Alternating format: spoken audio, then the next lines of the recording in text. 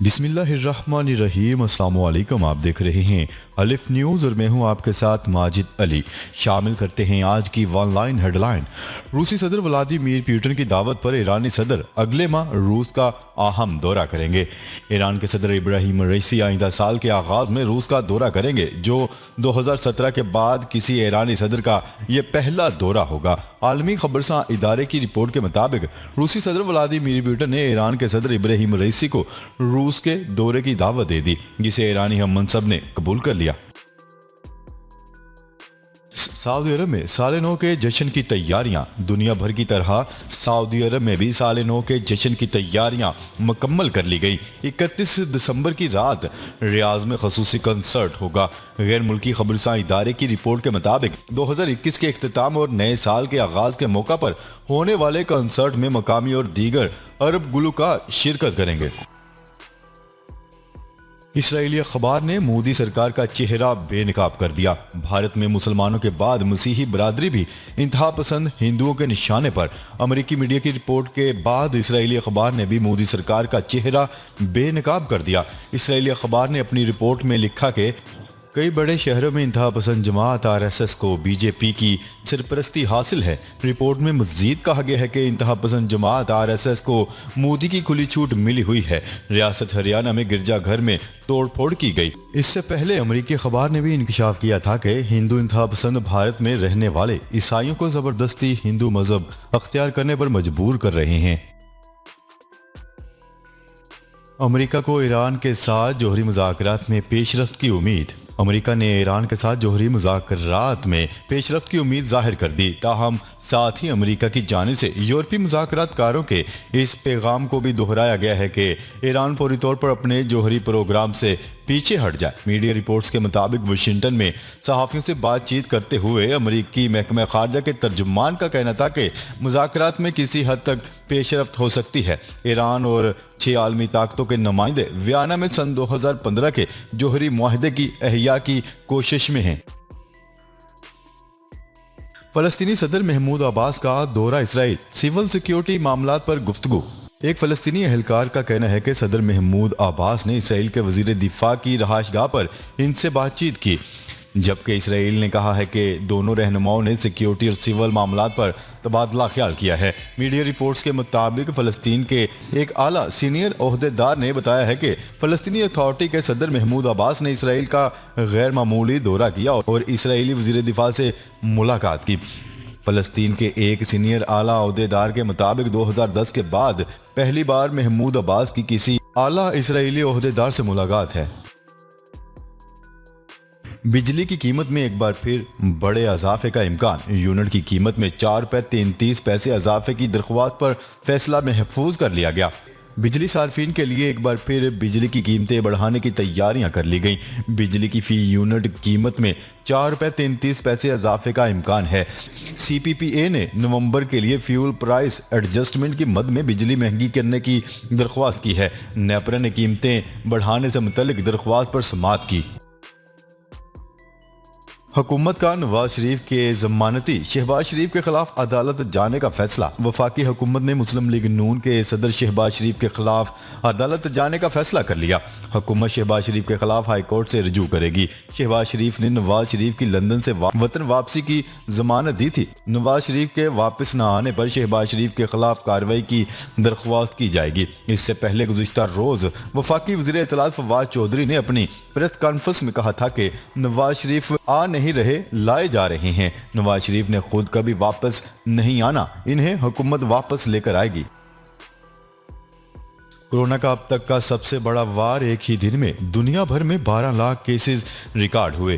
امریکہ میں بھی یومیہ نئے کیسز کا ریکارڈ ٹوٹ گیا۔ گزشتہ روز 3,12,000 کیسز ریکارڈ ہوئے۔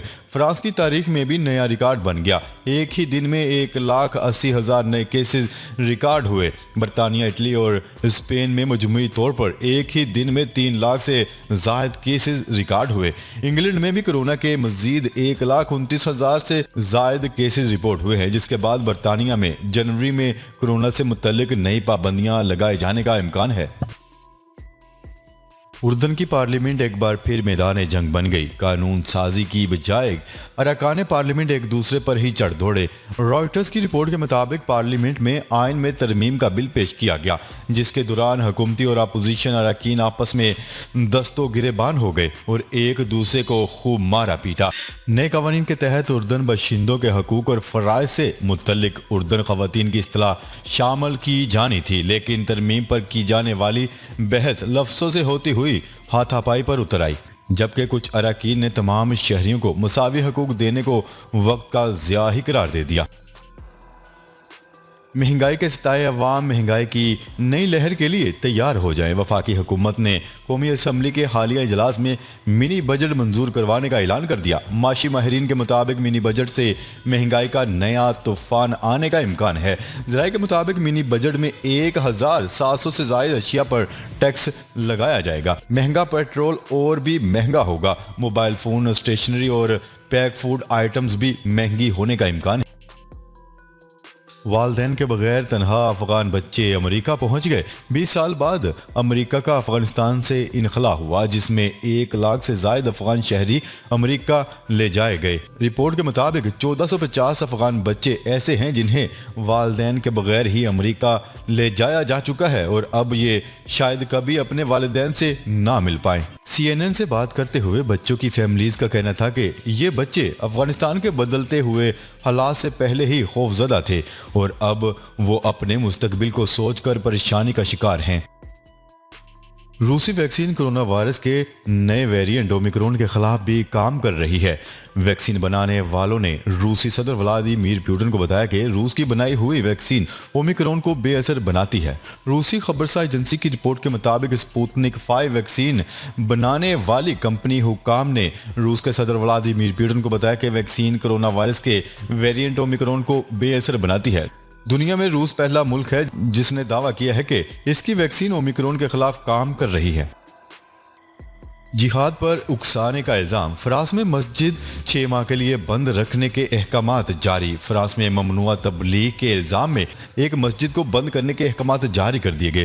شمالی فرانس کے علاقے بووے میں ایک مسجد کو اس کے امام کی بنیاد پرست تبلیغ کے باعث بند کرنے کا حکم جاری کر دیا گیا۔ مقامی حکام نے بتایا ہے کہ مذکورہ مسجد آئندہ 6 ماہ تک بند رہے گی۔ انہوں نے الزام عائد کیا ہے کہ مسجد میں دیے گئے خطبات نفرت اور تشدد کو ہوا دیتے ہیں اور جہاد کا دفاع کرتے ہیں۔ سینتاس معاہدے کی خلاف ورزی، پاکستان کا بھارت سے شدید احتجاج۔ بھارت نے ایک بار پھر سینتاس معاہدے کی خلاف ورزی کرتے ہوئے دریائے سندھ پر متنازعہ منصوبے کی تعمیرات شروع کر دی۔ معاملے پر پاکستان نے سخت احتجاج کیا۔ ذرائع کے مطابق بھارت نے پاکستان کے حصے میں آنے والے دریا سندھ پر 6 متنازعہ منصوبوں کی تعمیر شروع کر دی۔ پاکستان اور بھارت انڈس واٹر کمیشن کو اپنے تحفظات سے آگاہ کر دیا گیا۔ افغان ایئرپورٹس کو کون چلائے گا؟ اہم معاہدہ طے پا گیا۔ ترکی اور قطر کی ایئرپورٹ فضائی کمپنیوں نے افغانستان کے 5 ایئرپورٹس کو مشترکہ طور پر چلانے کا فیصلہ کر لیا۔ عالمی خبرساں ادارے کی رپورٹ کے مطابق ترکی اور قطری فضائی کمپنیوں کا کابل سمیت 5 ایئرپورٹس کو مشترکہ طور پر چلانے پر اتفاق۔ اس متعلق ترک وزیر خارجہ کا حوالہ دیتے ہوئے کہا گیا ہے کہ قطری اور ترک کمپنیوں نے ایئرپورٹس کو مل کر چلانے کے لیے ایک معاہدے پر دستخط کیے ہیں۔ دنیا کا سب سے چھوٹا ملک جس کی آبادی صرف 33 افراد پر مشتمل ہے اور اس کا رقبہ 6.3 ایکڑ ہے۔ جیسے پوری دنیا کو معلوم ہے کہ بھارت اور چین کا شمار دنیا کی سب سے بڑی آبادی رکھنے والے ممالک میں سے ہوتا ہے، اسی طرح دنیا کا سب سے چھوٹا ملک ریپبلک آف ملوشیا ہے جس کی آبادی صرف چند لوگوں پر مشتمل ہے۔ تفصیلات کے مطابق ریپبلک آف ملوشیا کا شمار دنیا کے سب سے چھوٹے ملک میں ہوتا ہے جس کی آبادی صرف 33 افراد پر مشتمل ہے۔ متحدہ عرب امارات میں کرونا کیسز خطرناک حد تک تجاوز کر گئے۔ ایک روز میں ملک بھر میں رپورٹ ہونے والے کرونا وائرس کے کیسز 2200 سے تجاوز کر گئے۔ یومیہ کرونا کیسز کی تعداد 6 ماہ کی بلند ترین سطح پر پہنچ گئی۔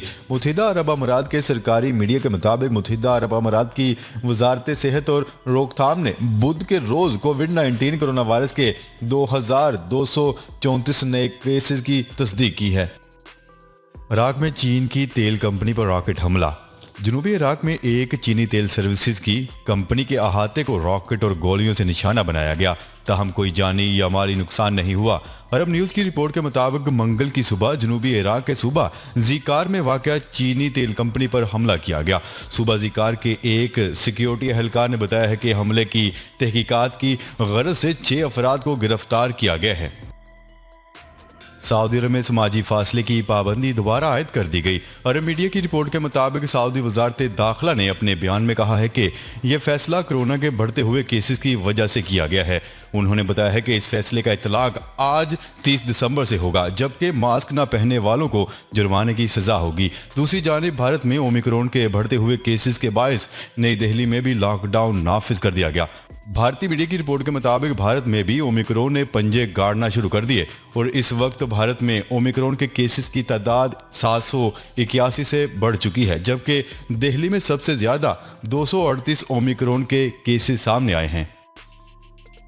گیس کے مقامی ذخائر کی تلاش کے لائسنس کا اجرا تیز کیا جائے، وزیر اعظم عمران خان۔ نیوز رپورٹ کے مطابق وزیر اعظم عمران خان کی زیر صدارت ملک میں گیس کی صورتحال کا جائزہ اجلاس ہوا، جس میں وزیر اعظم عمران خان کو ملک میں گیس کے ذخائر، طلب و رسد، شارٹ فال اور LNG کی درآمد پر بریفنگ دی گئی۔ جی تو ناظرین، اب تک کے لیے اتنا ہی۔ مزید خبریں لے کر بہت جلد آپ کی خدمت میں حاضر ہوں گے۔ تب تک کے لیے اپنا خیال رکھیے گا۔ اللہ نگہبان۔